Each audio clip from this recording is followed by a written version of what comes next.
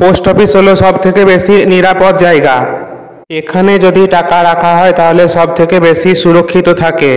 Post অফিসে যদি আপনি আপনার সঞ্চয় করা টাকা নির্দিষ্ট সময়ের জন্য ফিক্সড করেন, সেক্ষেত্রে নির্দিষ্ট সময়ের পরে আপনি গ্যারান্টেড রিটার্ন পাবেনই। কিন্তু পোস্ট অফিসে ফিক্সড ডিপোজিট করার ক্ষেত্রে নিয়মে পরিবর্তন করা হয়েছে। কি কি পরিবর্তন করা হয়েছে সেই সমস্ত তথ্য তুলে ধরবো আজকের ভিডিওর মাধ্যমে, তাই ভিডিওটি মনোযোগ সহকারে দেখতে থাকুন। তবে ভিডিও শুরু করার আগে একটি ছোট্ট অনুরোধ, আপনি যদি চ্যানেলে নতুন দর্শক হয়ে থাকেন তবে চ্যানেলটিকে সাবস্ক্রাইব করে পাশে থাকা বেল আইকনটি ক্লিক করে অল নোটিফিকেশনটি অন করে দেবেন লেটেস্ট আপডেট সবার আগে পাওয়ার জন্যে। ভিডিওটি ভালো লাগলে লাইক করে দেবেন এবং শেয়ার করে সকলকে দেখার সুযোগ করে দেবেন। তো নমস্কার বন্ধুরা, আপনাদের সবাইকে স্বাগত জানিয়ে চলুন শুরু করি আজকের ভিডিওটি। পোস্ট অফিসে সাধারণত 3 ধরনের ফিক্সড ডিপোজিট করা হয়। কিষাণ বিকাশ পত্র, যেটাকে সংক্ষেপে বলা হয় কেভিপি, ন্যাশনাল সেভিং সার্টিফিকেট বা এনএসসি, এবং টার্ম ডিপোজিট বা সংক্ষেপে যাকে বলা হয় টিডি। ন্যাশনাল সেভিং সার্টিফিকেট এবং কিষাণ বিকাশ পত্রের ক্ষেত্রে ফিক্সড ডিপোজিটের কোনো পরিবর্তন করা হয়নি, শুধুমাত্র পরিবর্তন হয়েছে টার্ম ডিপোজিটের ক্ষেত্রে। পোস্ট অফিসে টার্ম ডিপোজিট 4 প্রকারের। আপনি 1 বছরের জন্য 1 টিডি করতে পারেন। 2 বছরের জন্য যদি টাকা ফিক্সড করেন তখন সেটা হচ্ছে 2 ইয়ার টিডি। আপনি যদি 3 বছরের জন্য টাকা ফিক্সড করেন তখন সেটি হয়ে যাবে 3 ইয়ার টিডি, এবং আপনি যদি 5 বছরের জন্য টাকা ফিক্সড করতে চান তখন সেটি হয়ে যাবে 5 ইয়ার টিডি। 1 ইয়ার টিডি, 2 ইয়ার টিডি, 3 ইয়ার টিডি এবং 5 ইয়ার টিডিতেই নিয়মের পরিবর্তন কি করা হলো চলুন এবার জেনে নিই। মনে করুন আপনি পোস্ট অফিসে একটা নির্দিষ্ট অঙ্কের টাকা 1 বছর কিংবা 2 বছর অথবা 3 বছর বা 5 বছরের জন্য ফিক্সড করলেন, কিন্তু কোনো কারণবশত হঠাৎ আপনার সেই টাকা প্রয়োজন পড়লো, তখন আপনি সেই টাকাটি ম্যাচুরিটি হওয়ার আগেই ভেঙে নিতে চান। এটাকেই বলা হচ্ছে প্রি ম্যাচুরিটি। পোস্ট অফিসের ফিক্সড ডিপোজিটের ক্ষেত্রে এই প্রি ম্যাচুরিটিতেই নিয়মের পরিবর্তন করা হয়েছে। এবার আমরা জেনে নেব আগে কি নিয়ম ছিল প্রি ম্যাচুরিটির ক্ষেত্রে এবং এখন কি নিয়ম হলো প্রি ম্যাচুরিটির ক্ষেত্রে। চলুন জেনে নিই। আগে যদি আপনি কোনো টাকা 1 বছরের জন্য ফিক্সড করতেন, সেক্ষেত্রে 6 মাস লক ইন পিরিয়ড থাকতো, অর্থাৎ আপনি অ্যাকাউন্ট ওপেনিংয়ের ডেট থেকে 6 মাস পর্যন্ত সেই টাকা প্রি ম্যাচুরিটি করতে পারবেন না। 6 মাস পরে আপনি যদি টাকা প্রি ম্যাচুরিটি করেন সেক্ষেত্রে আপনাকে 1 ইয়ার টিডির যে ইন্টারেস্ট রেট সেটা দেওয়া হবে না। তখন পোস্ট অফিসের সেভিংস অ্যাকাউন্টে যে ইন্টারেস্ট রেট থাকবে সেই ইন্টারেস্ট রেটই আপনাকে দেওয়া হবে। 1 ইয়ার টিডির ক্ষেত্রে আগে যে নিয়ম ছিল এখনও সেই নিয়মই রয়েছে, পরিবর্তন করা হয়েছে 2 ইয়ার টি, 3 ইয়ার এবং 5 ইয়ার টিডির ক্ষেত্রে।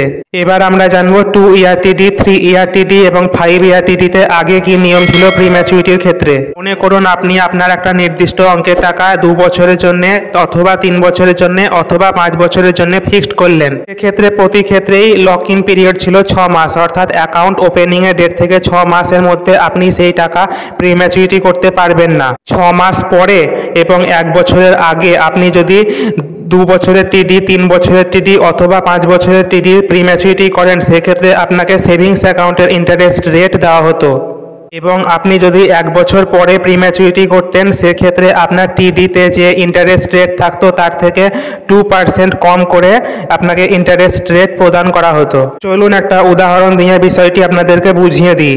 2 বছরের জন্য আপনি যদি টাকা ফিক্সড করেন সেক্ষেত্রে 2 বছরের জন্য ইন্টারেস্ট রেট পাবেন আপনি 7%। এবার আপনি যদি অ্যাকাউন্ট ওপেনিং করার 6 মাস পরে আপনি সেই ফিক্সড ডিপোজিটকে ভাঙতে চান, সেক্ষেত্রে আপনাকে পোস্ট অফিসের কারেন্ট সেভিংস অ্যাকাউন্টে যে ইন্টারেস্ট রেট রয়েছে সেটা দেওয়া হবে, অর্থাৎ 4% ইন্টারেস্ট রেট দেওয়া হবে। কিন্তু আপনি যদি 1 বছর পরে প্রি ম্যাচুরিটি করেন সেক্ষেত্রে আপনার 2 ইয়ার টিডিতে যে ইন্টারেস্ট রেট ছিল অর্থাৎ 7%, সেখান থেকে 2% কম হয়ে 5% ইন্টারেস্ট রেট দেওয়া হবে। এই একই সূত্র প্রযোজ্য ছিল 3 ইয়ার টিডি এবং 5 ইয়ার টিডির ক্ষেত্রেও। যে নিয়ম ছিল 2 ইয়ার টিডি, 3 ইয়ার টিডির ক্ষেত্রে এখনও সেই একই নিয়ম আছে 2 ইয়ার টিডি, 3 ইয়ার টিডির ক্ষেত্রে। নিয়মের পরিবর্তন হয়েছে শুধুমাত্র 5 ইয়ার টিডির ক্ষেত্রে। আগে আপনি যদি 5 বছরের জন্য কোনো টাকা ফিক্সড করতেন সেক্ষেত্রে লক ইন পিরিয়ড ছিল 6 মাস, কিন্তু বর্তমানে সেই লক ইন পিরিয়ডকে করা হয়েছে 4 বছর। অর্থাৎ আপনি যদি পোস্ট অফিসে টাকা ফিক্সড করেন 5 বছরের জন্য সেক্ষেত্রে আপনি 4 বছরের আগে প্রি ম্যাচুরিটি করতে পারবেনই না। এই বিআরটিডিতে আপনি যদি আগে 1 বছর পরে অ্যাকাউন্ট ওপেনিং এর পরে 1 বছর পরে যদি প্রি ম্যাচুরিটি করতেন সেক্ষেত্রে আপনাকে 5 ইয়ার টিডি থেকে 2% কম ইন্টারেস্ট নিয়ে প্রি ম্যাচুরিটি করতে পারতেন। কিন্তু বর্তমানে নিয়মটি করা হয়েছে আপনি যদি 4 বছর পরে 5 ইয়ার টিডিকে প্রি ম্যাচুরিটি করেন সেক্ষেত্রে আপনাকে পোস্ট অফিসের যে সেভিংস অ্যাকাউন্টের ইন্টারেস্ট রেট রয়েছে সেই ইন্টারেস্ট রেট দেওয়া হবে। হবে। 5 year ক্ষেত্রে পোস্ট অফিসে কেবলমাত্র প্রি ম্যাচুরিটিতে নিয়মের পরিবর্তন করা হয়েছে। 5 year আপনারা যে ট্যাক্স বেনিফিটের সুবিধা পেতেন সেই সুবিধাটি এখনও পাবেন, এর জন্য কোনো পরিবর্তন করা হয়নি। তাই আমি আপনাদেরকে পরামর্শ দেবো, আপনারা যদি 5 বছরের জন্য টাকা ফিক্সড করতে চান সেক্ষেত্রে আপনারা একটা মোটা অঙ্কের টাকা একটা বই ফিক্সড না করে ছোট ছোট টুকরোয় ভাগ করে সেটাকে ফিক্সড করবেন। কিছু কিছু টাকা 1 year TD, 2 year TD অথবা 3 year TDর ক্ষেত্রেও ফিক্সড করতে পারেন, যেহেতু 5 year TDতে এখন লক ইন পিরিয়ড 4 বছর হয়ে গেছে সেই জন্যে। তাহলে বন্ধুরা এবার আপনাদেরকে জানাবো, আপনারা যদি 1 লক্ষ টাকা, 2 লক্ষ টাকা, 5 লক্ষ টাকা, 10 লক্ষ টাকা অথবা 15 লক্ষ টাকা 5 বছরের জন্য পোস্ট অফিসে ফিক্সড করেন সেক্ষেত্রে কীরকম রিটার্ন পাবেন। 5 বছরের জন্য ফিক্সড ডিপোজিট করলে পোস্ট অফিসে বর্তমানে ইন্টারেস্ট রেট রয়েছে 7.5%। আপনি যদি 1 লক্ষ টাকা পোস্ট অফিসে 5 বছরের জন্য ফিক্সড করেন সেক্ষেত্রে প্রতি বছর আপনি পেয়ে যাবেন 7,713 টাকা করে, যেটা ডাইরেক্ট আপনার সেভিংস অ্যাকাউন্টে ক্রেডিট হয়ে যাবে 5 বছরে। তাহলে আপনি মোট সুদ পাচ্ছেন 38,567 টাকা এবং 5 বছর পরে তাহলে ফাইনাল রিটার্ন হচ্ছে আপনার 1,38,567 টাকা।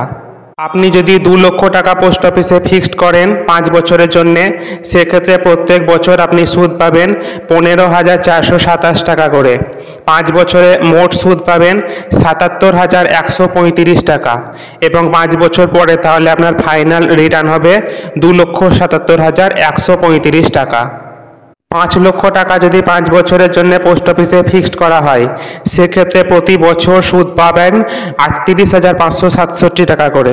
তাহলে 5 বছরে মোট সুদ পাবেন 1,92,839 টাকা এবং 5 বছর পরে তাহলে ফাইনাল রিটার্ন হচ্ছে 6,92,839 টাকা।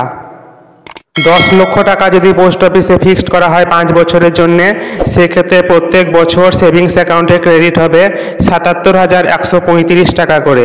5 বছরে তাহলে মোট সুদ পাচ্ছেন 3,85,678 টাকা এবং 5 বছরে পরে মোট তাহলে ফাইনাল রিটার্ন হচ্ছে 13,85,678 টাকা।